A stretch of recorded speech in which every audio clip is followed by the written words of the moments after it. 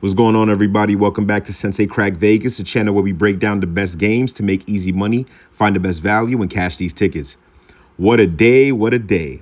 We went 10, 4, and 1 push. Oh my God, coño. You can call me Himothy. I'm him. I'm him Jones. Himmy Neutron. I'm Himmy Turner. Stop playing with me. Come on. Can I get a sub, like, and a comment, though? I be feeding y'all some sauce. I'm in the kitchen like there's a spill on the floor. Come on. Mariners team total under 3.5 and 4.5 cash. They suck, like I said. Muy basura. Yankees first 5 money line. It was a push. Woo garbage on the road, but for some reason they still couldn't generate 1 run. Go slap your barber. Yankees money line hit though. Thanks, guys. Phillies first 5 money line did not hit. Dylan Cease has a good name. That's a good name for you, bro. I ain't going front, because when the pressure's on, you're seized up, you bozo. First 5 under cash. Cardinals team total under cash. Blessings.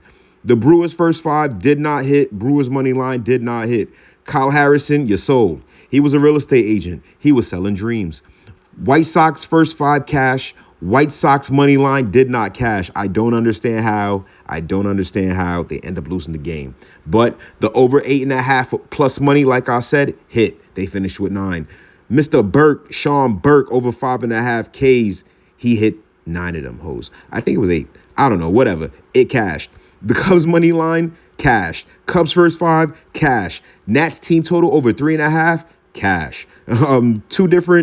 We made two different 2-man slips, both cashed. I call it the Jays No Jordan, Jock Peterson, Junior Caminero, Demelo Papi, 2-leg plus 11, 16 cashed.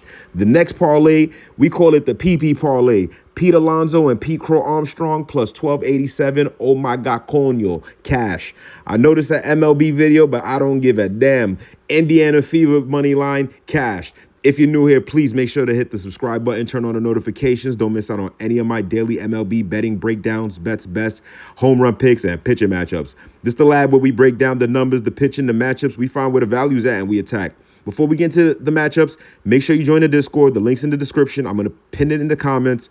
That's why I'll be posting all my extra picks, updates, any last-minute plays, and also X/Twitter. I post everything over there. It would be pretty smart to follow me if you got one. I'm not going to hold you. I even put the whole slate on there for free. Let's get into today's top 5 pitching matchups and my favorite bets on the board. Let's lock in. I'm your sensei. Let's crack Vegas. Oh my God, coño. First up, we got the Phillies taking on the Cardinals. Phillies minus 164 favorites. Cards plus 138 dogs, 8.5. That's kind of disrespectful. On the mound, for Philly, we got Zach Wheeler. He is one of the most, more stronger pitcher, matchups on the board. Wheeler comes into the game 10-3, 2.69 ERA, 132 strikeouts. He's still pitching like one of the best starters in baseball. Let's keep it a buck. I know he's been selling. He has been selling like a real estate agent, but we got to remember he's still a man. Now he comes into the, he has to go against the Cardinals lineup. They're only hitting around 235. They're only batting around 235 against right-handed pitchers at home this season. Like that's not the best. For St. Louis, we got Kyle Leahy. He gets the ball. He's 8-4, 3.45 ERA, 99 strikeouts. And don't sleep on Leahy either. Over his last 5 appearances, he has a 2.08 ERA and 26 strikeouts. He has been dealing. Like they playing cards. He's been pitching very well. This is why I'm not going to automatically rush to lay a big Phillies money line. I'm not doing that. That's not happening. Because Wheeler is on the mound, it's not gonna, you know what I'm saying? Like, he has been getting hit up a little bit. Leahy has been good enough to lately keep St. Louis in the game anyway. My favorite angle right here, I like the first 5 under 4.5. The first 5 under 4.5, I think they could both hold down the fort for each team. I think they could do what they got to do to make sure that the other team doesn't capitalize. If I had to pick a side, obviously I would go with the Phillies and Zach Wheeler. He's the way better pitcher, more stronger betting angle. Is the first 5. Next up, we have the Orioles taking on the Twins.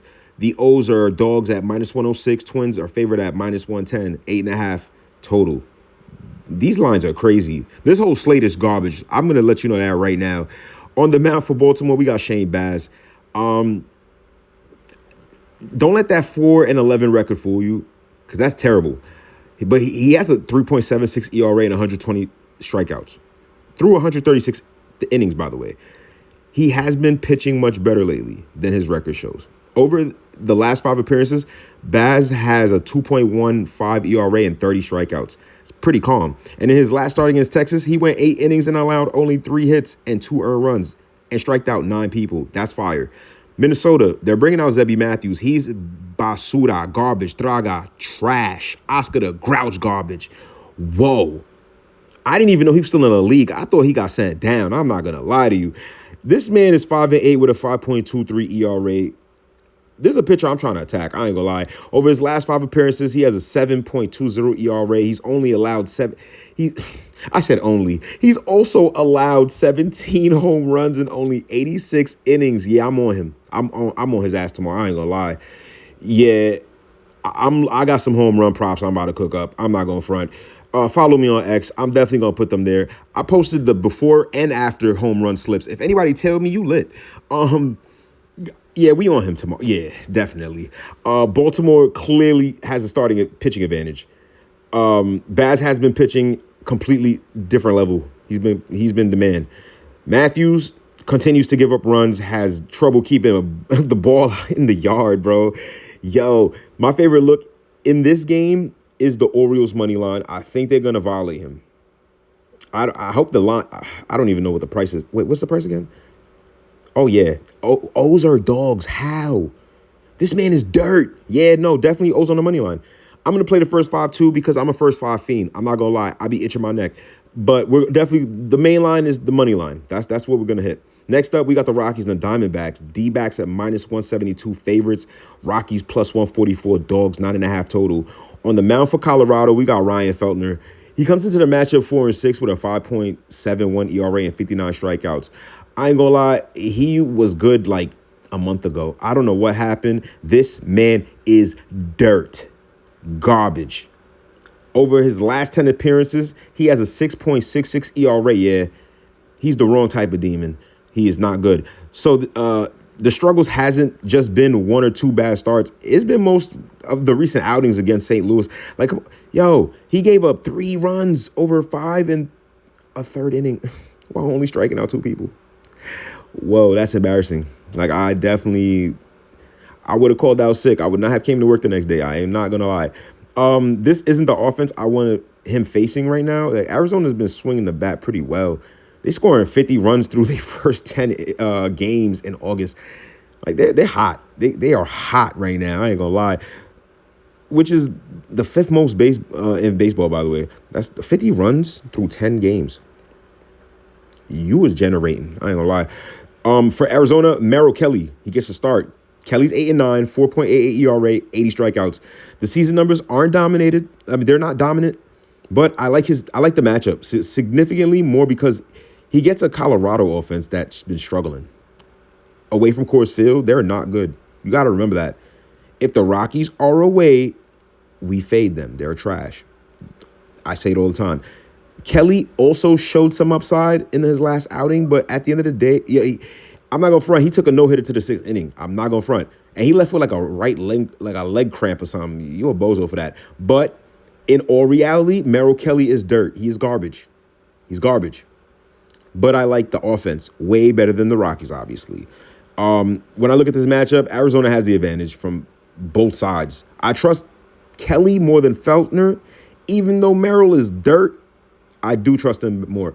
I definitely trust the Diamondbacks offense. That's what got my attention. I'm not gonna lie.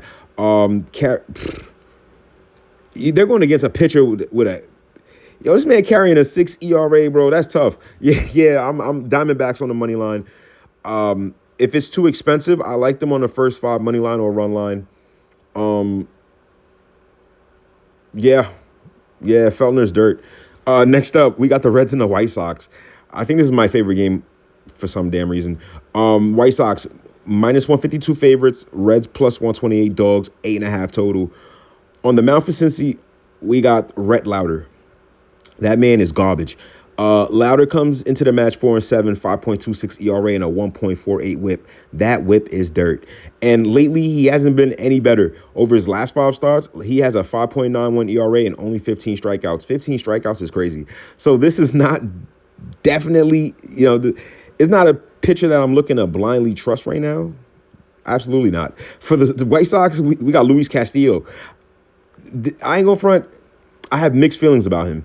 And now he's pitching for the White Sox after being traded from Seattle. It's crazy. Castillo comes into the match 3-9 with a 5.30 ERA and 91 strikeouts. Before the trade, he had a 5.06 ERA through 99 and two-thirds innings with Seattle. Even over his last 6 starts, his ERA has still been over 5. That man is not getting any better. They really sent him there to drown. Like, that's the end of his career, in my opinion.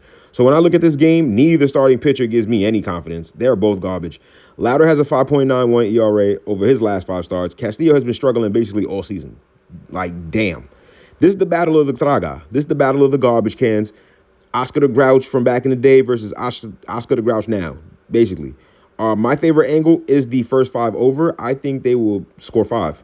There will be 5 runs in the first 5. They're both garbage. They're both garbage. I know the Reds are terrible at swinging the ball, but on Luis Castillo, I don't think they should have a problem.